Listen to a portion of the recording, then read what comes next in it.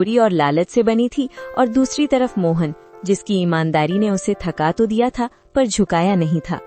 रमेश को देखते ही मोहन ने अपनी फटी चादर सही की, पर रमेश की नजरों में छिपे तानों से वो खुद को नहीं बचा सका। अरे ओ मोहन भाई, कहाँ चले सुबह सुबह अपनी इस बूढ़ी कुल्हाड़ी को लेकर? फिर वही सूखी टहनियां ढूंढने? मरे हुए पेड़ तो अब शमशान में भी नहीं मिलते, तुम अब भी जंगल में उन्हें खोज रहे हो। राम राम रमेश भाई, बस कर्म कर रहा हूँ, नसीब में जो होगा मिल जाएगा। नसीब? अरे भाई, नसीब हाथों की लकीरों में नहीं, कुल्हाड़ी की धार में होता है। देखो मेरी गाड़ी ताजी लकड़ियों से लदी है, शहर पहुंचते ही गड्डियां हाथ में होंगी, और तुम्हारी हड्डियों की गिनती दूर से हो रही है। सुना है कल मंडी से खाली हाथ लौटे थे, बच्चों ने कल भी पानी पीकर रात काटी होगी। मोहन, आंखों में हल्की नमी पर आवाज में सख्ती। मेरे बच्चे क्या खाकर सोए, ये मेरी और मेरे रब की बात है रमेश, पर कम से कम उन्हें ये तो पता है कि उनका बाप किसी के हक की लकड़ी काट कर घर नहीं लाता। रात को जब मैं सोता हूँ तो मुझे परिंदों के उजड़े घोंसलों की चीखें सुनाई नहीं देती। रमेश ताने मारते हुए।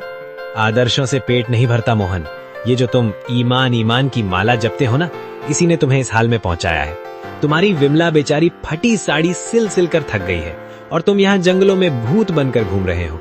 लोग तुम्हें ईमानदार नहीं, मूर्ख कहते हैं। थोड़ा दिमाग चलाओ, मेरी तरह हरे पेड़ काटो, 2 दिन में घर की छत बदल जाएगी। वरना याद रखना, भूखे पेट वाले की शराफत को दुनिया कायरता कहती है। शायद तुम सही कहते हो रमेश, दुनिया के लिए मैं मूर्ख हूँ, पर जिस दिन मैं अपनी भूख मिटाने के लिए हरे पेड़ काटने लगा, उस दिन मुझ में और तुम में क्या फर्क रह जाएगा? तुम्हारी तिजोरी भर रही है, पर तुम्हारी रूह खाली होती जा रही है। मेरी कुल्हाड़ी सिर्फ लकड़ी काटती है, किसी की दुआएं या किसी जीव का घर नहीं। तू अपनी गड्डियां गिन, मैं अपना सुकून ढूंढता हूँ। जाओ जाओ, ये सुकून तुम्हें ले डूबेगा। शाम को जब खाली हाथ लौटोगे और नन्नू को रोते देखोगे, तब पूछना अपने इस सुकून से कि उसकी कीमत क्या है। फकीर ही रहोगे तुम मोहन, फकीर ही मरोगे। रमेश अपनी बैलगाड़ी को जोर से हाँकते हुए धूल उड़ाता निकल गया।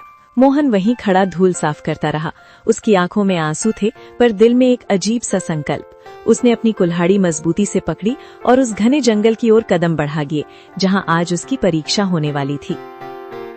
सूरज अभी ठीक से उगा भी नहीं था कि मोहन की कुल्हाड़ी की ठक ठक जंगल की सन्नाटे को चीरने लगी। शरीर में जान नहीं थी। कल रात सिर्फ आधा गिलास पानी पीकर सोया था, पर हाथों में बच्चों के भूखे चेहरों की याद ने बिजली भर दी थी। पसीना माथे से बहकर आंखों में जा रहा था, पर मोहन रुकने का नाम नहीं ले रहा था। बस थोड़ा और। आज अगर ये गट्ठर बड़ा होगा तो शहर की मंडी में अच्छे दाम मिलेंगे। नन्नू के लिए आज सूजी ले जाऊंगा। बेचारा बच्चा कल रात रोते रोते सोया है, और दीपू की चप्पलें भी तो टूट गई हैं। हे भगवान, बस आज ही लकड़ियां बिक जाएं और कुछ नहीं चाहिए।